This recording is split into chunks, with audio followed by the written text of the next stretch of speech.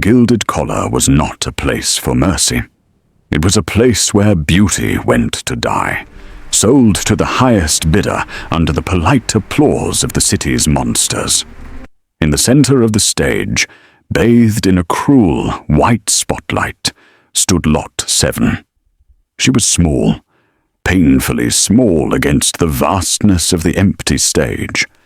They had dressed her in a slip of silk that cost more than a common wolf earned in a year, but it did nothing to hide the bruises on her arms. Her head was bowed, her hair a curtain of tangled obsidian hiding her face. To the hundreds of hungry eyes in the audience, she looked broken, a wolfless human, a pet. But inside the cage of her ribs, a storm was raging. "Hold it back," she screamed internally. "Do not let them see. Do not let them smell the ash and the blood."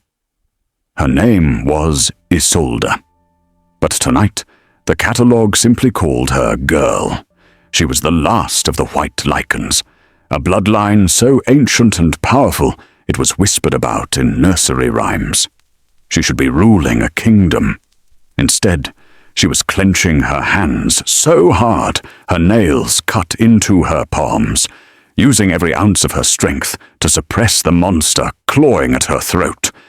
If she shifted here, if she let the white wolf out, she would slaughter everyone in this room. And then the hunters who killed her family would find her again. So she played the victim. She played the prey. "Do I hear 5 million?" The auctioneer boomed, his voice oily. "She is pristine, untouched, a rare human beauty with resilience." 6 million, a voice called from the front row. A bear shifter. He looked at her like she was a stake. Isolde flinched. It wasn't acting. Up in the private mezzanine, behind a wall of one-way glass, Kalen Vross swirled the amber liquid in his crystal glass. He was bored. He was the CEO of Vross Global, the alpha of the Onyx Syndicate, and the most feared predator in the city. He didn't come here for pets. He came here to watch his enemies make mistakes. Alpha, his second-in-command, a massive wolf named Torian, grunted from the shadows. "We should leave. The air in here smells of desperation." "Wait," Kalen said.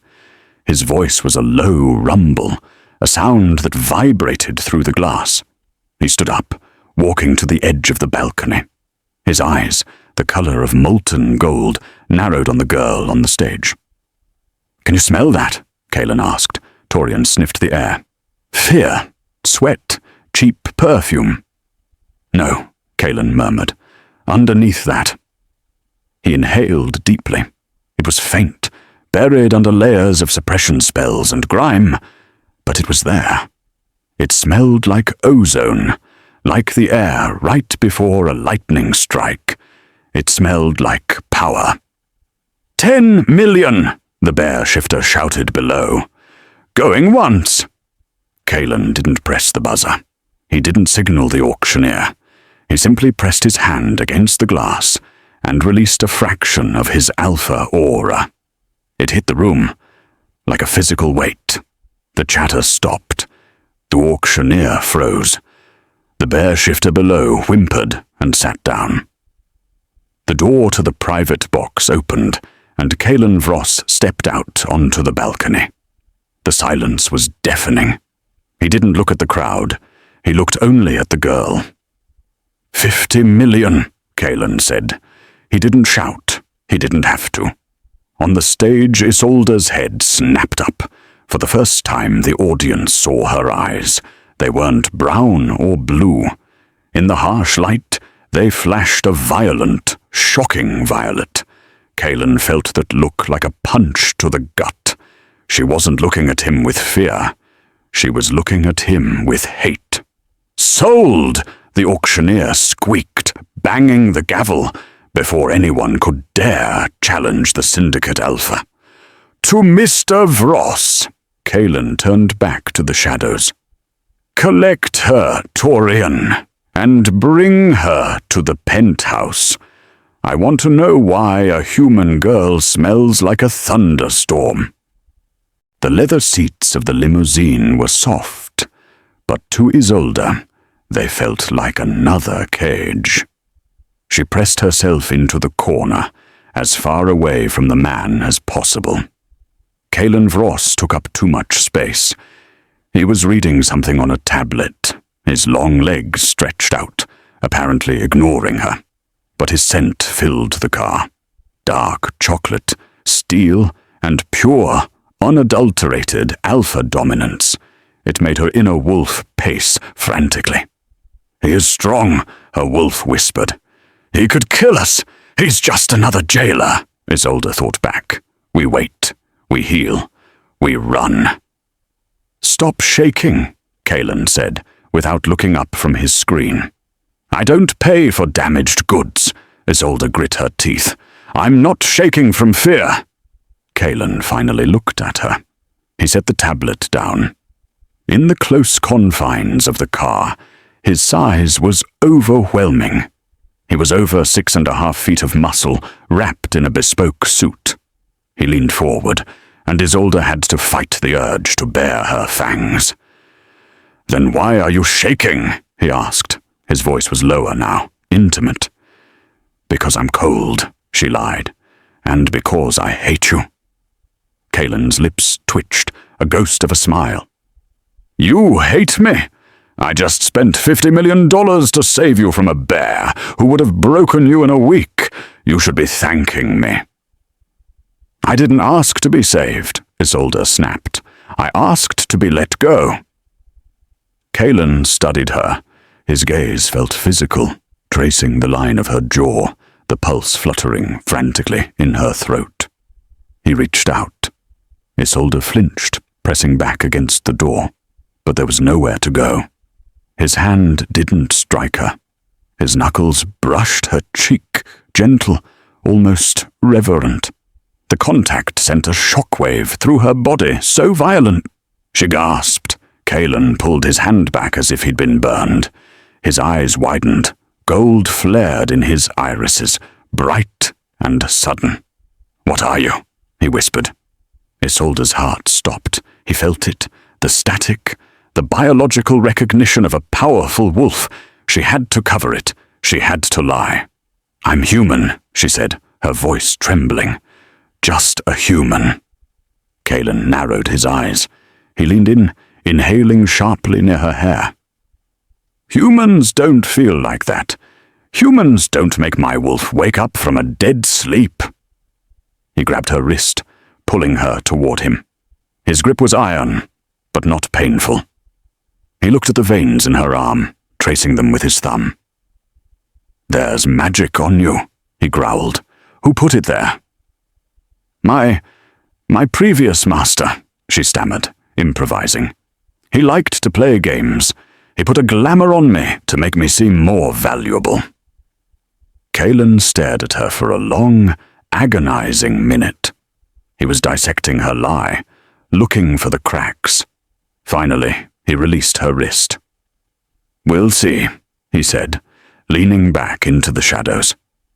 "My physician will strip every spell off you by morning, and then we'll see what I really bought." Isolde turned to the window, watching the rain streak the glass. She had until morning. If the doctor examined her, if they saw her blood under a microscope, they would know she was a Lycan. They would know she was the lost queen. And Kalen Vross would hand her over to the hunters for a bounty that would dwarf 50 million. She had to escape tonight. The Vross penthouse was not a home. It was a fortress in the sky. The elevator opened directly into the living space. It was all sharp angles, black marble and glass, beautiful, cold, and utterly inescapable. "Torian!" Kalen commanded as he stepped out, loosening his tie.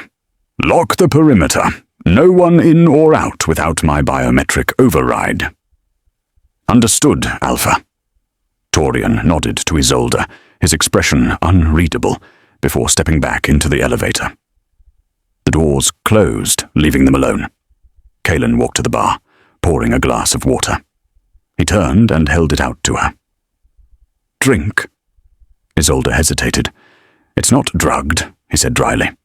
"If I wanted you unconscious, you would be." She took the glass, her fingers brushing his. That spark jumped between them again, weaker this time, but undeniable. Kalen looked at their hands, his jaw tightening. He turned away abruptly, walking toward the massive windows. "There is a guest room down the hall, second door on the left," he said, looking out at the city. "There are clothes in the closet, a shower. Use them." Isolde set the water down. "And then?" "And then you sleep," Kalen said. "I have business to attend to." "What do you want from me?" Isolde asked. The question hung in the silence. Kalen turned. The city lights cast him in silhouette, making him look more shadow than man. "I need a wife," he said. Isolde blinked. "What?" "A fake wife," Kalen corrected. "The Syndicate Council is pushing for me to mate. They think an unbonded alpha is unstable. They're trying to force a marriage with the Red River Pack." He walked toward her, stopping a few feet away. "I don't want a mate. I don't want a Luna. I want them to shut up. You are human. You are disposable. You will wear my ring, stand by my side at galas, and look pretty. And in exchange, you live in luxury. And if I refuse?" "You go back to the auction," Kalen said coolly, "or I throw you out the front door and let the city eat you." It was a cold, transactional offer. It was exactly what she needed. A cover, a place to hide in plain sight while she regained her strength. "How long?" she asked. "1 year," Kalen said. "Then you're free, with $10 million in your pocket." Isolde lowered her eyes, hiding the calculation in them. "Fine, I accept." "Good." Kalen dismissed her with a wave of his hand. "Go clean up. You smell like the cages." Isolde walked down the hallway. She felt his eyes on her back, heavy and burning. She knew he was lying. He didn't just want a fake wife. He was an alpha. He was possessive by nature, and that spark when they touched. He felt it too. He was keeping her close to figure out what she was. She entered the guest room and locked the door. It was futile. He could break it down with one punch, but it made her feel better. She moved to the bathroom, turning on the shower to mask the sound of her crying. But as she looked in the mirror, her eyes weren't wet. They were glowing. Her wolf was scratching at the surface. "He is strong," the wolf purred. "He is worthy." "Shut up," Isolde hissed at her reflection. "He is the enemy." Kalen couldn't sleep. It was 3 a.m. The penthouse was silent, save for the hum of the air filtration system. He lay in his massive bed, staring at the dark ceiling. Every time he closed his eyes, he saw her. The violet eyes, the way she hadn't cowered in the car, the way her skin felt against his, like sticking a fork in a socket. "She's human," he whispered to the empty room. "She's just a human." "Liar," his wolf snarled in his head. "Humans don't smell like the storm. Humans don't make us want to tear the world down, just to keep them safe." Kalen growled and sat up. He needed water. He needed to clear his head. He pulled on a pair of sweatpants and walked out into the hallway. The lights were dimmed to a low amber glow. He meant to go to the kitchen. He truly did. But his feet took him to the guest room door. He stood there, listening. He could hear her heartbeat. It was slow, steady, rhythmic, thump-thump, thump-thump.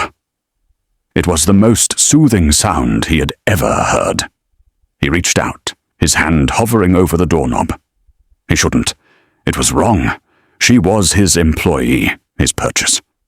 But then he heard a sound from inside, a whimper. No, no, please. She was having a nightmare.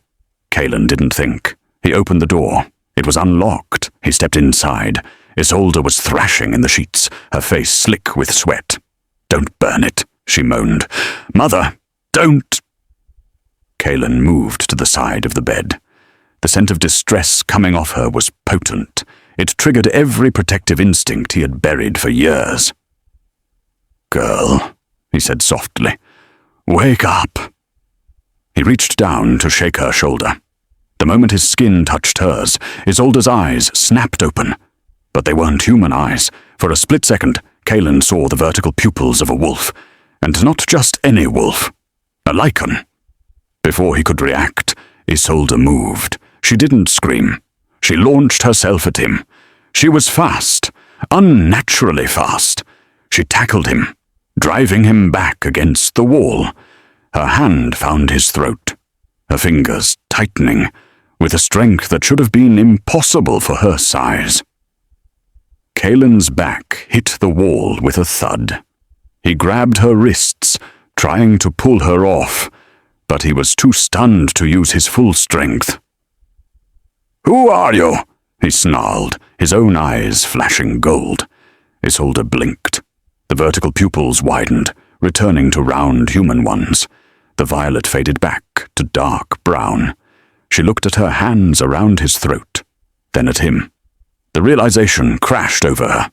She let go, stumbling back, horrifying fear replacing the aggression. I... She backed away until her legs hit the bed. I was dreaming. I thought you were a hunter.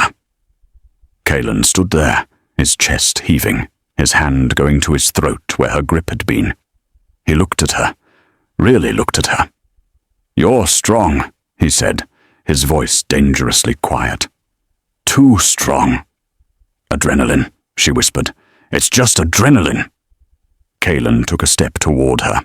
He cornered her against the bed. He placed his hands on the mattress on either side of her hips, trapping her. I know what adrenaline feels like, Calen said. He leaned down, his face inches from hers. And I know what a shift feels like. Isolde held her breath. He knows. You're not human, Calen whispered. Isolde looked him dead in the eye. If I'm not human, then why did you buy me? Why bring a monster into your home, Alpha? The challenge hung in the air. Calen stared at her mouth. He wanted to kiss her. He wanted to kill her. He wanted to claim her.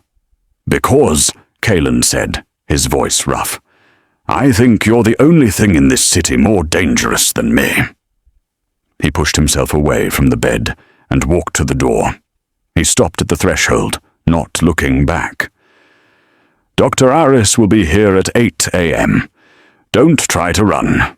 The windows are reinforced. He slammed the door.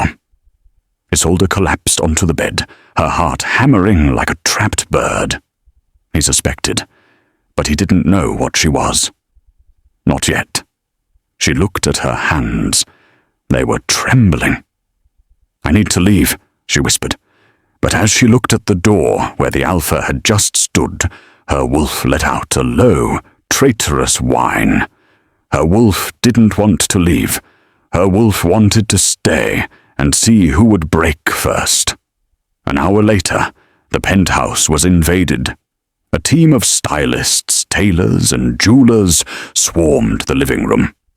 Calen had made a call, and the city's elite fashion houses had answered. Isolde stood on a podium in the center of the room, feeling like a doll. They poked her, prodded her, draped fabrics over her skin. Silk, velvet, cashmere. Too pale, Calen critiqued from his armchair. She looks like a ghost. Put her in red. Red is a bold choice for a debutante, the lead stylist, a nervous beta woman, squeaked. She isn't a debutante, Calen said, his eyes locking with Isolde's. She's the future Mrs. Vross. She wears blood. The stylist grabbed a gown of deep crimson silk. They pulled it on to Isolde. It fit perfectly, clinging to her curves, the back open to her waist. Isolde looked in the mirror. For a moment she didn't recognize herself. The dirt was gone. The fear was hidden behind makeup. She looked dangerous. She looked like a queen. Kalen stood up. He waved the stylists away. "Leave us!" They scrambled to obey, leaving the room silent. Kalen walked up to the podium. He circled her, inspecting the dress, inspecting her. "Better," he murmured. He reached into his pocket and pulled out a velvet box. He snapped it open. Inside sat a necklace. It wasn't a delicate diamond thing. It was heavy, a collar of platinum and obsidian stones. "Turn around," he commanded. Isolde turned. She swept her hair off her neck. Kalen placed the cold metal against her skin. He fastened the clasp. His fingers lingered on the nape of her neck, right over the spot where a mate would mark her. "It's heavy," she whispered. "It's a collar," Kalen said, his voice devoid of humor. "Let everyone know who you belong to." Isolde spun around. "I belong to no one." Kalen caught her waist, pulling her flush against him. The dress was thin. She could feel the hard planes of his chest, the heat of the alpha fire burning inside him. "You signed the paper, Mouse," he growled. "For the next year, you are mine. You breathe because I let you. You eat because I feed you. And you walk through this city untouched because my scent is on you." He leaned down, inhaling deeply at her throat, rubbing his cheek against her skin, scent-marking her. It was possessive, primal. And God help her, her wolf loved it. Her inner beast pushed against her ribs, wanting to rub back, wanting to submit to the powerful male. Isolde shoved him away. "We're going to be late," Kalen smiled. A real smile this time, sharp and victorious. "After you, my love." The annual Syndicate Gala was where the city's monsters pretended to be civilized. Vampires in tuxedos drank synthetic blood from champagne flutes. Alpha wolves negotiated territory lines over caviar. Witches sold hexes in the bathroom stalls. When the doors opened and Kalen Vross stepped in, the room went silent. He was the apex here, the shark. But tonight, no one was looking at Kalen. They were looking at the girl on his arm. The girl in blood-red silk with violet eyes and a platinum collar. Isolde felt the weight of their stares. She felt the magic in the room, thick and suffocating. "Chin up," Kalen whispered, his hand firm on her lower back. "If they smell fear, they'll attack." "I'm not afraid," Isolde murmured. "Good." They walked down the grand staircase. Every step was a declaration of war. A man stepped out of the crowd to intercept them. He was huge, broad-shouldered, with a thick beard and eyes that shifted nervously. Alpha Drax, the leader of the Red River Pack, the pack Kalen was supposed to marry into. "Vross," Drax grunted, blocking their path. "You're late. My daughter has been waiting for a dance." Kalen stopped. He looked at Drax with bored indifference. "Drax, I wasn't aware I had an appointment." "The council agreed," Drax snarled, his eyes flicking to Isolde with disgust. "Who is this human?" Ah! The insult hung in the air. Isolde felt Kalen's muscles coil beneath his suit jacket. The violence radiating off him was sudden and terrifying. "Careful," Kalen said softly. "You are speaking to my fiancé." Drax laughed. "Fiancé? You can't be serious. She smells like nothing. She is a pet, Vross, a warmer for your bed." Drax reached out. He made the mistake of trying to touch Isolde's arm. Before his fingers could graze her skin, Kalen moved. It was a blur of motion. One hand shot out, grabbing Drax by the throat. Kalen lifted the massive alpha off the floor, slamming him into a marble pillar. The sound of stone cracking echoed through the silent ballroom. "I said," Kalen roared, his voice booming with alpha command, "she is mine!" Drax clawed at Kalen's hand, choking, his feet dangling. Isolde watched. She should be horrified. She should be stopping him. But she wasn't. She was watching the way the entire room flinched. She was watching the way Kalen Vross, the billionaire, the monster, was ready to kill a pack leader just for insulting her. And for the first time in 5 years, she felt safe. Kalen dropped Drax. The alpha crumbled to the floor, gasping for air. Kalen straightened his cuffs. He turned to the crowd, his eyes glowing bright gold. "Anyone else have a question about my future wife?" Silence. Kalen turned to Isolde. He offered her his arm, his face calm, composed, as if he hadn't just choked a man. "Shall we get a drink, darling?" Isolde took his arm. "Yes," she said, a small, dangerous smile touching her lips. "Let's." As they walked deeper into the room, Isolde realized 2 things. 1. Kalen Vross was a dangerous, violent man. 2. She was falling for him. And that was the most dangerous thing of all. But from across the room, in the shadows of the balcony, a pair of eyes watched them. Pale, blue eyes, a hunter. And he was dialing a number on his phone. "I found her," the hunter whispered into the receiver. "The White Wolf. She's with Vross." The party was over, but the hunt had just begun. Kalen guided Isolde out of the ballroom and into the cool night air. The rain had turned torrential, washing away the scent of perfume and champagne, leaving only the smell of wet asphalt and danger. "Torian is bringing the car," Kalen said, his hand still resting possessively on the small of her back. "You did well in there. You didn't flinch." "I told you," Isolde said, shivering slightly in the thin silk dress. "I'm not afraid of wolves." Kalen took off his tuxedo jacket and draped it over her shoulders. It was warm and heavy, saturated with his scent. For a second, Isolde felt dizzy. It smelled like safety. "You should be," Kalen muttered. "Wolves are unpredictable beasts, especially when they think they've found a weakness."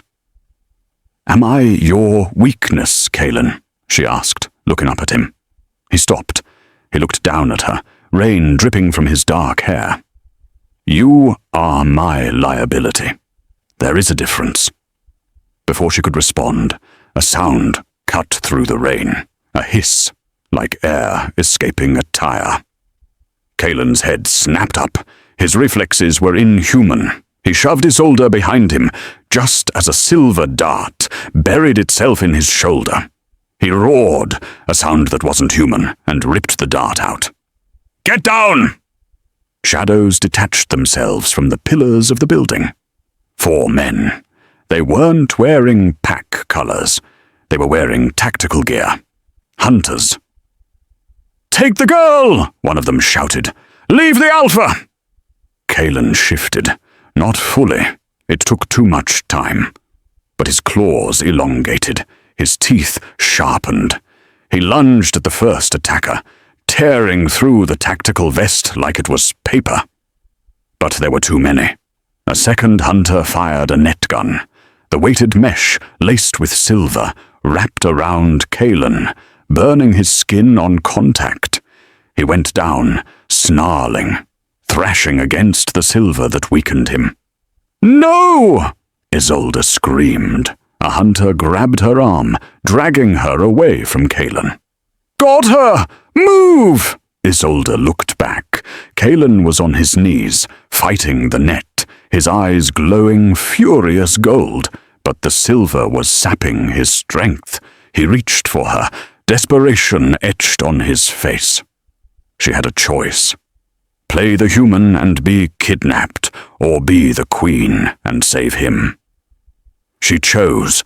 Isolde dug her heels into the pavement. She didn't shift. She didn't need to. She channeled the ancient energy of her bloodline into her voice. "Release me!" It wasn't a scream. It was a command. A Lycan voice. It hit the hunter holding her like a physical blow. He dropped her arm, clutching his ears, blood trickling from his nose.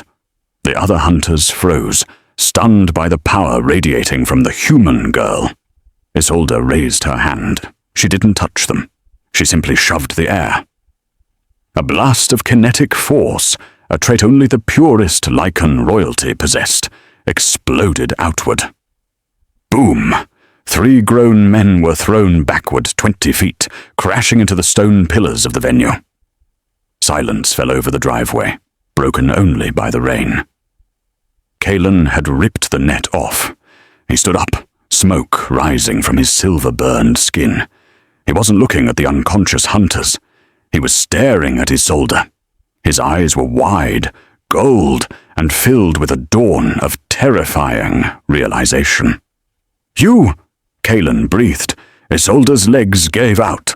The use of power, combined with the suppressants she'd been on for years, was too much. She crumpled. Kalen caught her before she hit the ground. He lifted her into his arms, but he didn't ask if she was okay. He just looked at her face, searching for the monster she had just revealed. "Torian!" Kalen roared as the limo skidded to a halt. "Drive, now!" The ride back was silent, deadly silent. Kalen didn't take her to the hospital. He didn't take her to the police. He took her back to the fortress. He dropped her onto the velvet sofa in the living room and immediately locked the doors. Torian stood by the elevator, arms crossed, looking from his alpha to the girl, who had just blasted 3 men through a wall. "Leave us," Kalen ordered. "Alpha, you're injured," Torian said, gesturing to the burn on Kalen's shoulder. "I said leave us." Torian bowed his head and retreated. Kalen turned on her. He didn't look like a CEO now. He looked like a wolf who had found a predator in his den. He stalked toward her, tearing his ruined shirt off, ignoring the blood running down his arm. "Stop lying," he growled. "Right now! Stop lying!" Isolde pulled the blanket tighter. "I saved your life." "You used a voice command," Kalen accused. "And you used force. Humans can't do that. Regular wolves can't do that. Only—" He stopped. He couldn't even say it. It was a myth, a bedtime story.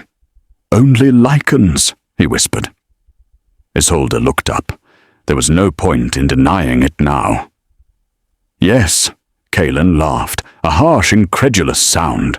He ran a hand through his hair. "A Lycan.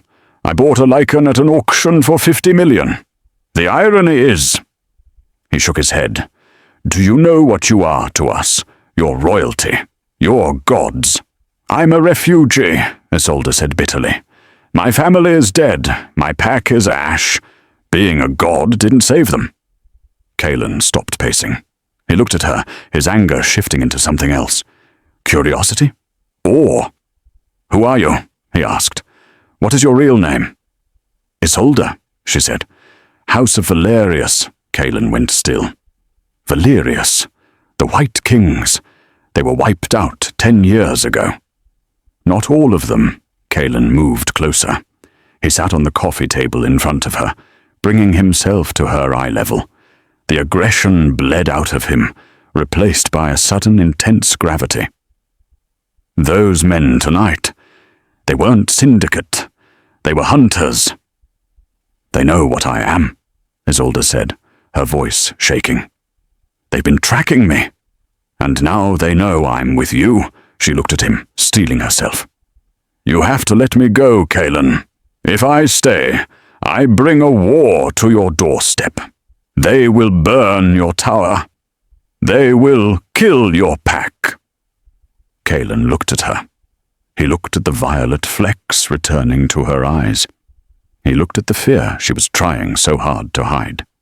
Then he reached out. He took her hand. His palm was hot, rough, and electric. "Let them come," Kaelin said. Isolde blinked. "What?" "Let them come," he repeated, his voice dropping to a growl. "Let them try to take what is mine." "I am not yours, Alpha. I am a queen." "In this city," Kaelin leaned in, his nose brushing hers, "I am the king, and no one touches the queen while the king still draws breath." The bond snapped between them, harder than before. It wasn't just physical anymore. It was an oath. The adrenaline was fading, leaving pain in its wake. Kaelin hissed as Isolde pressed a cloth soaked in herbal salve against his shoulder. The silver from the net had burned deep, leaving a web of black, angry veins spreading across his skin. "Sit still," she scolded gently. "It burns," he grunted. "It's silver. It's supposed to burn." She worked methodically. Her hands, which could throw grown men across a room, were incredibly gentle now. She traced the edge of the wound, her fingers cool against his fevered skin. Kaelin watched her. He watched the way her hair fell over her face. He watched the concentration in her eyes. "Why didn't you run?" he asked quietly. "When the net hit me." "You could have run. You could have escaped me." Isolde paused. She didn't look up. "I don't know." "Liar!" She looked up then. Their faces were inches apart. The air in the small bathroom became heavy, difficult to breathe. "My wolf," she whispered. "She wouldn't let me leave you." Kaelin's eyes darkened. "And you? Ideally? What did you want?" Isolde looked at his lips, then up to his eyes. "I wanted to kill them for hurting you." The confession hung in the air. Kaelin reached up with his uninjured arm. He cupped the back of her neck, his thumb stroking the sensitive skin there. "Do it," he murmured. "Do what?" "Kiss me. I know you want to." Isolde's breath hitched. She did. God, she did. The pull was magnetic. It was biology and magic and something terrifyingly real. She leaned in. Kaelin tilted his head. Their lips brushed, a featherlight contact that sent sparks racing down her spine. Then she pulled back. Kaelin let out a frustrated growl. "Why?" "Because," Isolde said, standing up and moving away from him. "You bought me, Kaelin. Until that contract is void, until I am free. This isn't real. It's just a transaction." Kaelin stood up. He towered over her, water dripping from his hair, the bandage stark white against his tan skin. "Tear up the contract," he said. "I don't care. Be free. But don't tell me this isn't real." He walked out of the bathroom, leaving her alone with the scent of his desire and her own racing heart. Across the city, in the shadows where the light of the Vross Tower didn't reach, a meeting was taking place. Commander Silas, the leader of the hunter cell, paced the wet concrete floor. His arm was in a sling. His men were battered. "It was her," Silas spat. "The Vross girl. She used force. She took out 3 of my best men without touching them." From the shadows, a figure stepped forward. It was Alpha Drax, the man Kaelin had humiliated at the gala. He was smoking a cigar, his face bruised from Kaelin's grip. "A Lycan," Drax mused. "I thought they were extinct." "They are," Silas said. "She's the last one. The White Wolf. Her blood alone is worth billions. Her marrow can cure the rot. Her pelt—" "I don't care about her pelt," Drax interrupted. He dropped the cigar and crushed it under his boot. "I care about Vross. He disrespected me. He took my territory's contracts, and now he's harboring a fugitive." If we attack the tower directly, Silas warned, it's suicide. Vross has an army. We don't need to attack the tower, Drax smiled, a cruel, jagged thing. Vross has a weakness now. He has a mate, Silas raised an eyebrow. I thought you said she was a pet. Did you see how he looked at her? Drax laughed. He would burn the city for her. So, we make him choose. Choose what? His empire, Drax said, or her life. Drax pulled out a phone. He dialed a number. Initiate Protocol 0, Drax said into the phone. Jam the signals, cut the power to the Onyx sector, and send the heavy guard. He hung up and looked at the hunter. Tonight, we don't just hunt a wolf, Silas. Tonight, we kill a king. The darkness didn't fall. It crashed. In the penthouse, Isolde stood in the center of the room as the emergency sirens began to wail. Intruder alert! Sector breach! Intruder alert! Kalen burst into the room. He had a gun in one hand and a sword in the other. They're here, he said. Isolde's eyes glowed violet in the dark. Good, she said. I'm hungry. Cliffhanger. The elevator doors ding open. But it's not the lobby. The doors are being forced open by claws. The elevator doors didn't just open. They exploded. Smoke poured into the penthouse, followed by the heavy, rhythmic thud of tactical boots. Hunters, a dozen of them, clad in silver-lined armor, weapons raised. Kill the wolf! A voice shouted. Secure the girl! Kalen moved before they could aim. He was a blur of violence, a shadow moving through the red strobe lights. He didn't shift. He didn't have time. But he fought with the savagery of an alpha. He fired his gun until it clicked empty, then used the handle to shatter a hunter's jaw. But there were too many. Left! Isolde screamed. A hunter lunged at Kalen from the blind side, a silver-tipped spear aimed at his ribs. Isolde didn't run. She didn't hide. She stepped into the line of fire. She thrust her hand out, palm open. Boom! A shockwave of pure kinetic force hit the hunter, folding him in half and sending him flying back into the elevator shaft. The scream faded as he fell 40 stories. Kalen spun around, chest heaving. He looked at Isolde, his eyes wild with adrenaline and adoration. Nice aim, he growled.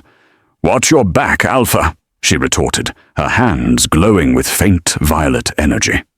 I can't save you every time. I don't need saving, Kalen snarled, grabbing a sword from the decorative mount on the wall. I need a partner. They fought. It was a dance of blood and magic. For every hunter Kalen cut down, Isolde blasted another back. They moved in perfect sync, anticipating each other's movements without speaking, the bond between them humming like a live wire. But then, the windows shattered, not from bullets, from wolves. Big, hulking shifters crashed through the glass from the balcony, rappelling down from the roof. Drax's elites, Torian, Kalen's beta, burst into the room from the stairwell, bleeding from a head wound. Alpha! The lower levels are compromised. They're flooding the building. Let them come! Kalen roared, beheading a wolf that lunged for him. Kalen! Isolde's voice cut through the noise. He turned. A massive grey wolf had pinned her against the grand piano. It was snapping at her throat, its jaws inches from her jugular. She was holding it back with a force shield, but her nose was bleeding. She was reaching her limit. Kalen threw the sword. It sailed across the room, burying itself deep in the grey wolf's shoulder. The beast yelped and scrambled back. Kalen sprinted to her, vaulting over the couch. He grabbed her face, checking for wounds. Are you hurt? I'm fine, she gasped, wiping the blood from her nose. but there are too many. We need to get to the roof, Kaelin said. The chopper is there. They'll shoot us down, Isolde argued. No, Kaelin's eyes went cold. Because I'm going to bring the whole damn building down on top of them. The roof was a hurricane of wind and rain. They burst through the access door, gasping for air, only to skid to a halt. The helicopter was there. But so was Alpha Drax. He stood by the chopper, a cruel smile twisting his scarred face. He held a detonator in one hand. The helicopter was rigged with C4. Going somewhere, Vross, Drax shouted over the wind. Kaelin pushed Isolde behind him. Drax, step away from the chopper. Or what? Drax laughed. You'll kill me. Look around you, boy. You've lost. More wolves emerged from the shadows of the roof vents. Hunters climbed over the parapets. They were surrounded, a circle of enemies closing in. Drax looked at Kaelin, then at Isolde. I have a proposition, Drax yelled. Give me the girl. The hunters want her. They pay me triple what your contract is worth. You give her to me, and I let you walk away. You keep your tower. You keep your money. You keep your miserable life. Kaelin went deadly still. Isolde gripped the back of his soaked shirt.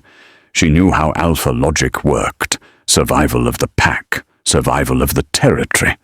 She was just one person. A liability. Kaelin, she whispered, you have a pack to protect. Kaelin didn't look at her. He looked at Drax. You think I care about the tower? Kaelin asked, his voice low, vibrating with a growl that shook the rain from the air. It's your legacy, Drax shouted. It's your empire. She is my empire, Kaelin roared.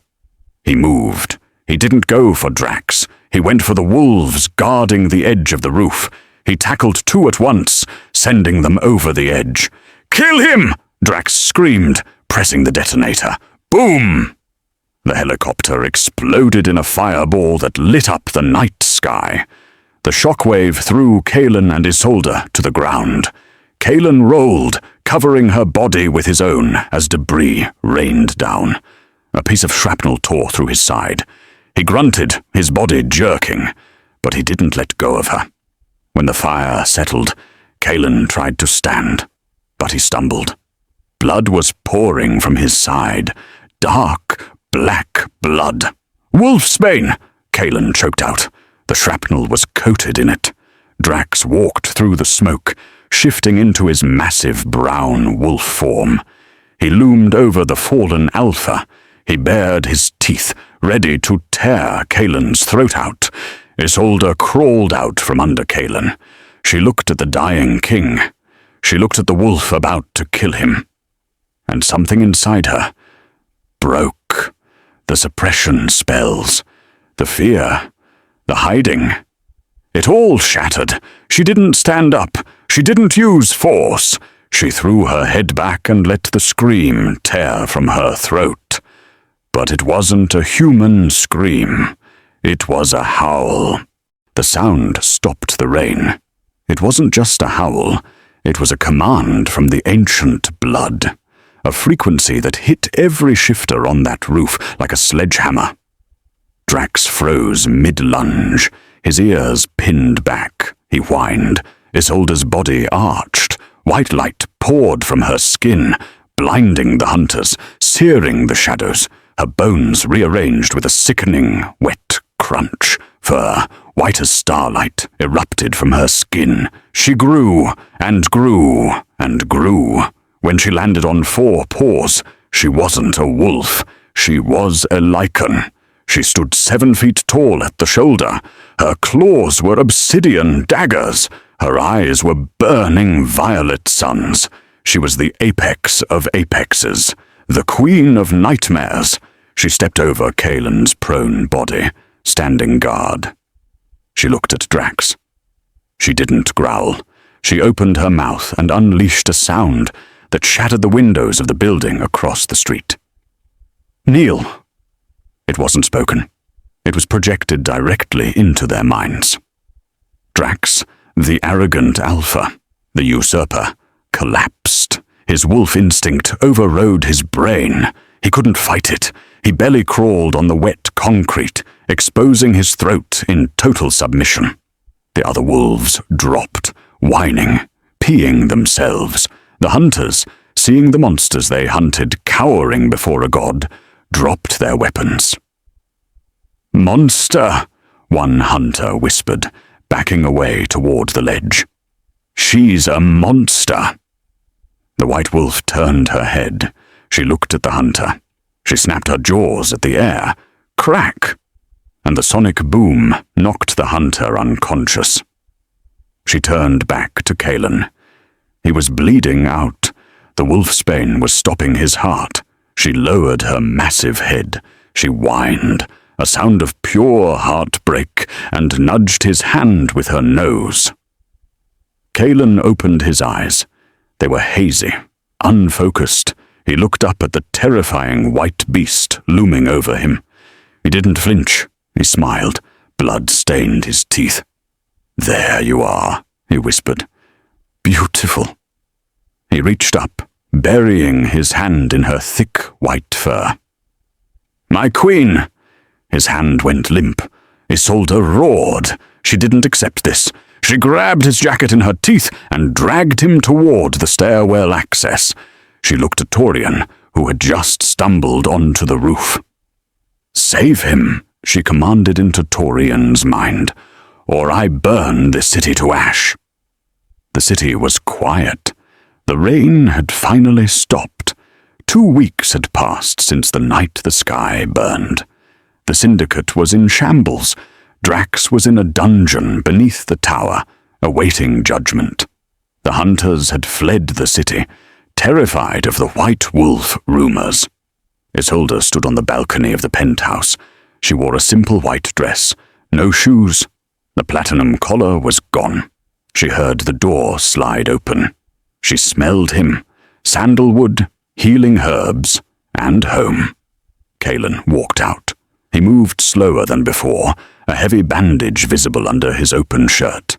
He stopped beside her, leaning on the railing. "You healed fast," she said, not looking at him. "Lycan blood," Kalen murmured. "Your blood. Torian said you forced him to give me a transfusion. It saved my life." Isolde looked at her hands. "It made you part of me. You know that, right? You'll feel what I feel now." "I know." "You should have let me go," she whispered. "I'm a target, Kalen. As long as I'm here, you're in danger." Kalen turned to her. He reached into his pocket. He pulled out a piece of paper. The contract, the one she had signed on her first day. He held it up, and he ripped it in half, then in quarters. He let the pieces flutter away on the wind, down to the city below. "The contract is void," Kalen said. "You are not my employee. You are not my fake wife." Isolde looked at him, her heart pounding. "Then what am I?" Kalen took her hand. He placed it over his heart. She could feel the steady, powerful rhythm, and underneath it, the hum of her own blood running through his veins. "You are my equal," he said. "You are the one thing I kneel to." He dropped to one knee, not because she commanded it, not because of biology, but because he chose to. He pulled a ring from his pocket. It wasn't the flashy diamond from before. It was a band of black iron, inlaid with a single raw violet stone. "I don't want to own you, Isolde," Kalen said, looking up at her with eyes that held no secrets. "I want to run with you. I want to hunt with you. I want to build a kingdom that deserves you." He paused. "Will you accept me? Not as your captor, but as your mate." Isolde looked at the man who had bought her for $50 million. The man who had taken a bullet for her. The man who had looked at her monster and called it beautiful. She smiled, and her eyes flashed that dangerous, brilliant violet. "Get up, Alpha," she whispered. Kaelin stood. "If we're going to build a kingdom," she said, wrapping her arms around his neck, "we have a lot of work to do." She kissed him, and this time there was no contract, no lie, no suppression, just two predators finally home. They thought they could buy a pet. They thought they could chain a beast. But you cannot leash a storm. The billionaire didn't just get a wife, he got a queen, and the world. The world is about to learn why you never, ever hunt the white wolf. The collar is broken, the contract is ash, and for a moment, above the noise of the city, there is peace. But peace is a liar. Kaelin and Isolde look out at their kingdom, believing the storm has passed. But they cannot see what is gathering on the horizon. That howl. It didn't just silence the syndicate. It was a beacon, a signal that traveled far beyond the city limits, reaching deep into the frozen wastes of the north and the darkest boardrooms of the east. They have woken the world. The story of the captive girl is over.